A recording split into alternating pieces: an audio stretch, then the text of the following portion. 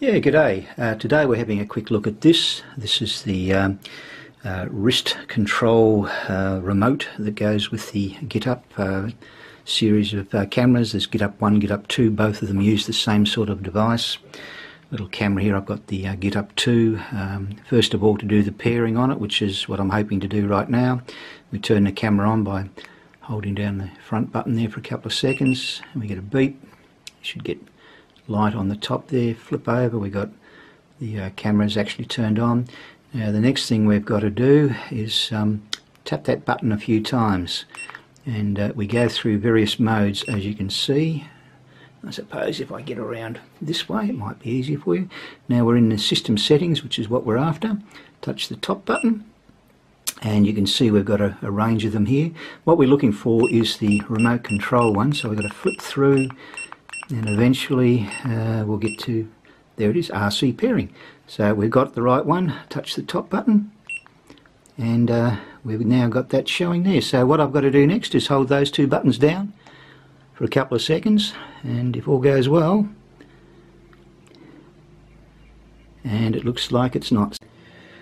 Okay, well here's the mechanism itself. I can't see anything wrong with it. But that doesn't mean much, so we just pop it back in position. And what I've got is the battery here. I'll be putting it on the multimeter just to see the power. We've got a bit of power coming through, as you can see there. We'll try a brand new one and see if that makes a difference. So here is the new one coming out. It's an Energizer, and what is it? That's beautifully sealed in. It does not want to release. I just love the way that companies change the way they package things. Sometimes it's for the better, sometimes not. Okay, now there we go. Battery is now out. Oops, ran the wrong way, and we'll see what we've got in the way of power on this one. Oops. Considerably more power, so that indicates the battery was knackered. Not a problem. We will pop it back into the little device here, and away we go. Yeah, the little watch remote, we'll pop it in right now, and I'll reassemble the case very carefully. Okay, and we'll see if we can now pair the camera.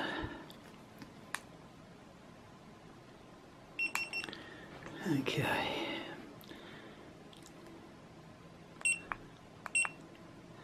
Just click a few buttons to get through to the system sharing settings. On the side you've got this little button here, just press that.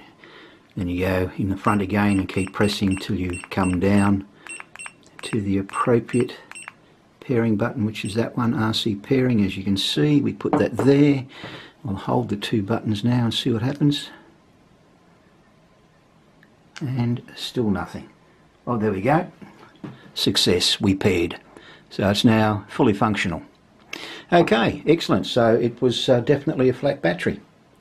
So if you get one of these little wrist remotes, very good chance that the battery itself may be knackered, so you might have to replace it. Just bear that in mind. I'm not exactly impressed with that.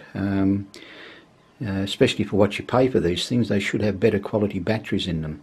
But like everything, if there's duds out there, generally they show up and people complain, like myself. Hopefully it never happens again to somebody else who purchases a brand new product.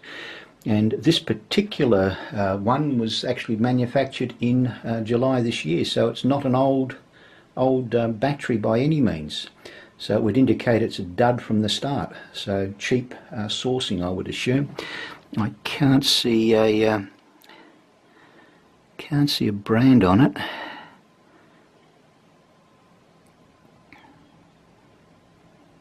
Definitely no branding on it. But anyway, brand new battery solved the problem. so I'll continue on with this video. Yeah, as you've just seen, I've had to replace the battery from my little wrist remote, and I suppose I should really tell you how easy they are to pull apart.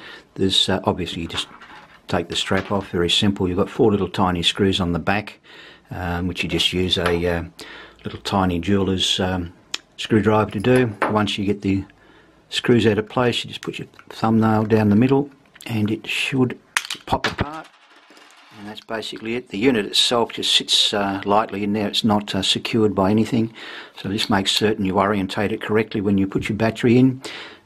Pop your battery in. You've got a little tiny retention area in there. Just slide it up under as such. Get your case, pop him over the top. It's a multi-sided case. It doesn't matter if it goes up one way or the other. Basically just snap it back in position, pop your screws back in again and put your belt back in, and that's how easy it is to change a battery. I've got the little remote control in front of me. One thing you can do to make certain that it's actually working properly, if you press any of the buttons you'll see the LEDs flashing. I'll get my thumb out of the way. Now if you press your buttons and nothing is happening on the remote control, that is an absolute dead giveaway that there is a fault with your battery, and just simply take the battery out, put a new one in, and you should not have any problems.